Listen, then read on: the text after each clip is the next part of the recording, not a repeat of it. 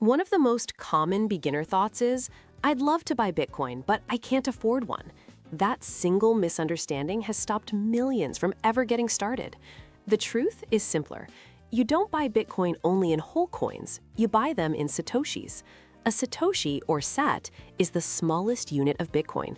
Just like pennies are parts of a pound and cents are parts of a dollar, Satoshis are parts of a Bitcoin. The math is exact. 1 Bitcoin equals 100 million Satoshis. That's hard-coded into the rules. It isn't a setting, it's part of Bitcoin's foundation.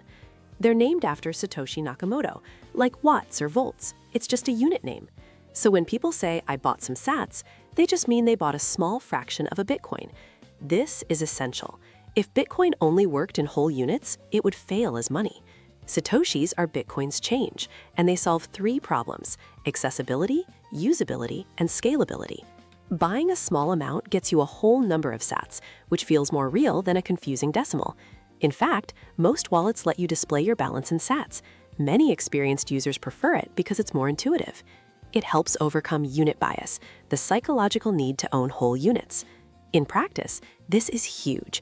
Lightning payments for small items are measured in sats, making micropayments practical.